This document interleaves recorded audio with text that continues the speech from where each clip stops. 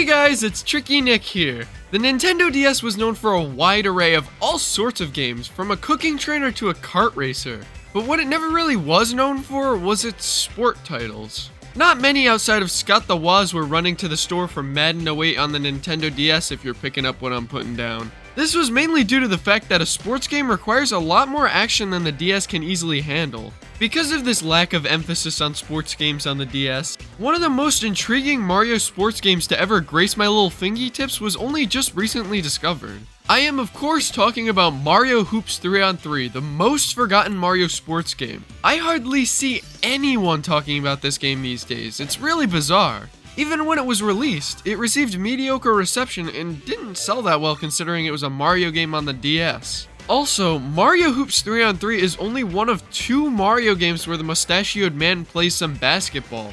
Unless you count NBA Street V3, which is just basically a fever dream on the GameCube. I don't really consider it a Mario Hoops game. But on top of this, Mario Hoops 3-on-3 was made by Square Enix. You know, the people who make Final Fantasy and Dragon Quest. They make total sense for a Mario sports game. In light of the extremely bizarre circumstances of this game, I wanted to give Mario Hoops 3-on-3 a look-see to decide if it's an underrated diamond in the rough that should come back, or not so much. The gameplay of Mario Hoops... Hey! Hey!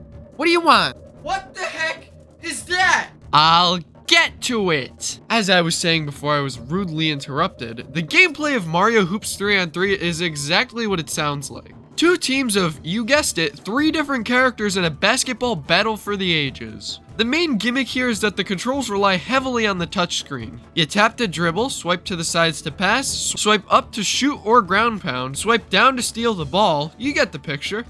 You can even use the touchscreen to perform special shots. By tracing a character-specific emblem on the touchscreen, you can make your character perform a special shot. For example, tracing a W while using Wario or Waluigi makes them perform their special shots. Here's the thing though, these special shots are ridiculously hard to pull off. It's like trying to fit a banana through a Cheerio. Trust me, that's not easy. This is more so due to the fact that you have so little time to trace the emblem before it resets it, rather than the poor controls though.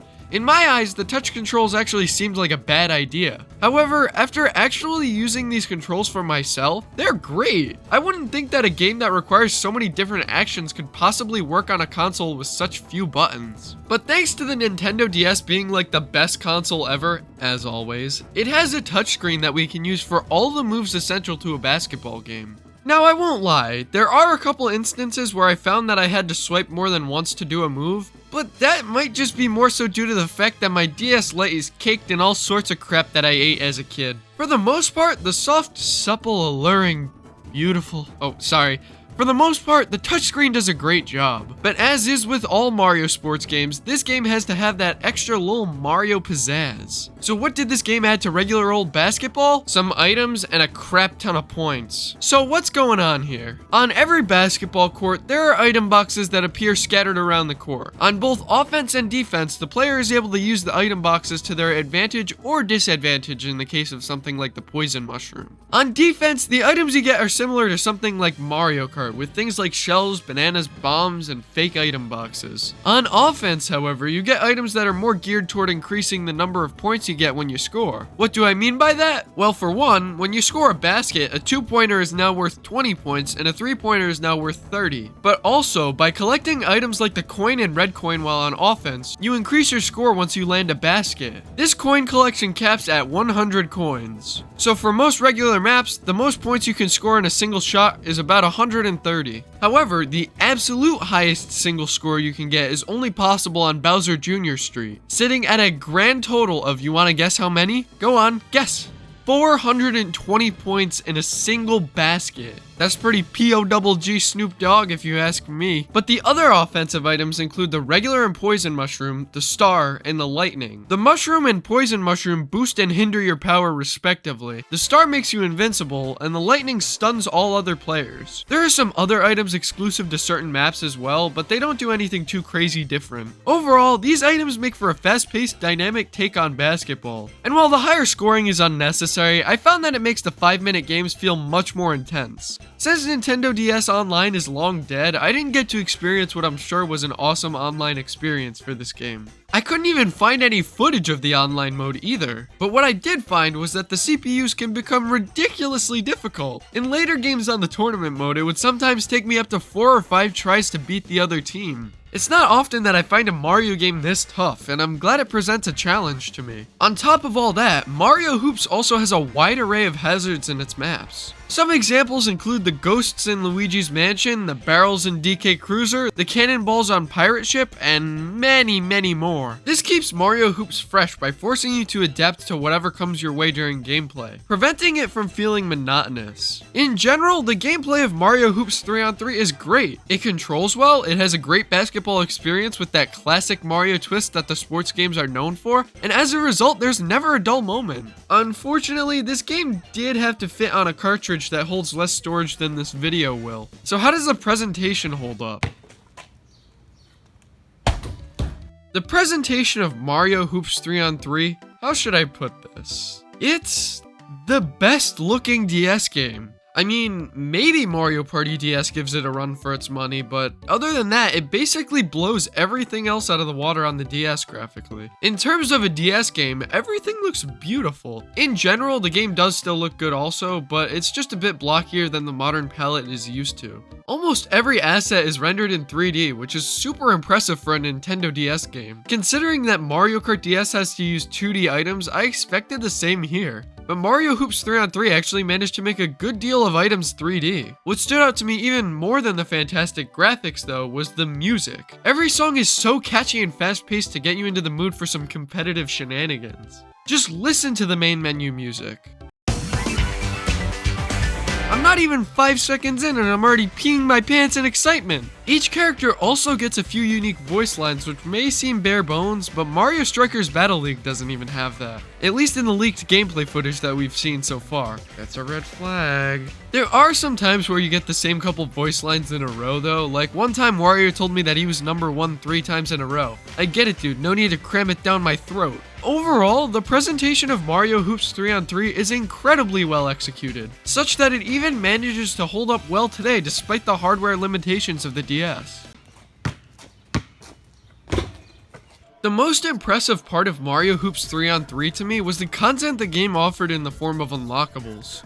First things first, the roster. It's one of the best of any Mario game.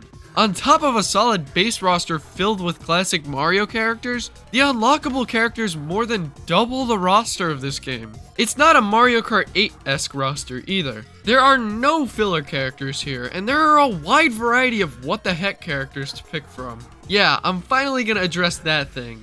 Thank you! I knew Square Enix developing this game would do something. Final Fantasy characters make an appearance here, which is a crossover I never thought I would see. We're living in a timeline where a cactus and a monkey can play basketball with each other. What happened? There's also a whole lot of balls in the game, and I'm not just talking about the overwhelming number of male to female characters. You can unlock a wide arrangement of different looking basketballs, from a dice block to a Goomba. If you're willing to put in the work to unlock them, there's nothing you can't dribble up and down the court. It is pretty annoying that you have to go into your profile to change between the balls though. Putting an option to do so before the start of a match would have made way more sense. Speaking of the courts, how are those? Nice segue, Nick.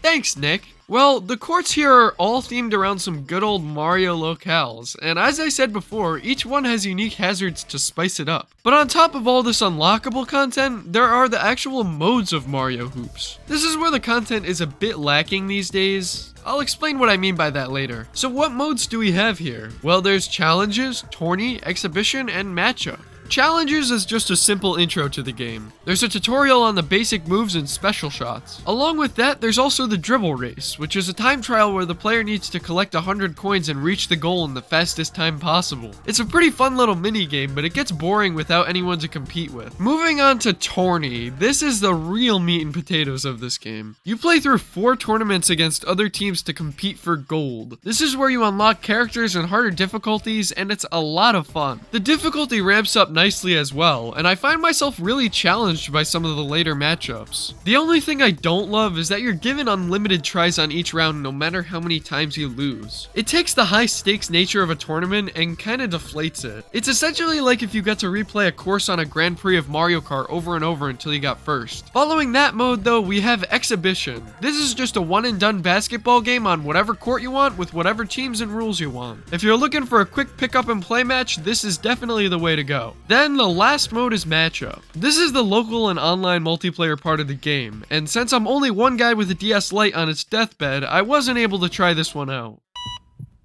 Nick, you have a DSi, 2 3DSs, and 2 3DS XLs. Please just let me die. No, now get back to work. I need to play Mario Hoops. Okay. Due to the loss of online support on the Nintendo DS, I'm not able to speak to the quality of it, but if it was anything like Mario Kart DS, it was incredibly fun. This also means that a large amount of content was lost with this though, which sucks. You were able to 1v1 with a friend, race to collect 100 coins, play what is essentially the coin runners mode of Mario Kart but with basketball, and even beat the crap out of Mario with basketballs. Oh wait, that last one was made up. There was so much opportunity for local and online fun with your friends here, and since I can't give it a try anymore, I also can't speak to its greatness. But it seems like it would have been fantastic. So overall, the content of Mario Hoops 3-on-3 is amazing, but with the loss of online and the decline of local multiplayer, it has made some of it obsolete. What's here now though is still solid though. I wasn't supposed to go in.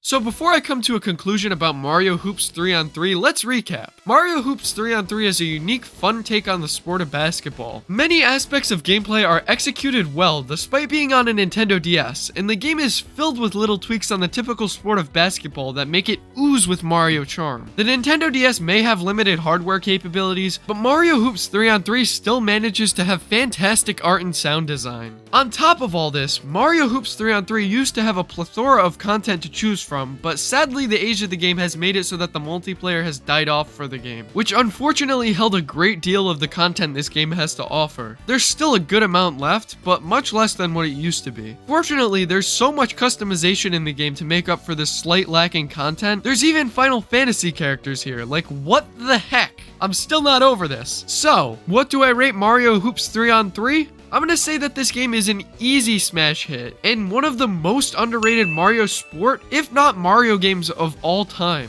To rate this game out of 100, I'm gonna give it an 89. It has some aspects that have aged along with the Nintendo DS, but still remains a slam dunk Mario sports title. It's really interesting and well made, with charming little unnecessary details like dunking characters into a net in order to select them. I wholeheartedly believe that the Mario Hoops franchise should return on the Switch, preferably without free content updates. It's very deserving of making a return and has great potential on a more powerful device like the Switch. Anyways, what do you guys think of Mario Hoops 3-on-3? Let me know in the comments below, and I will see you all in the next one.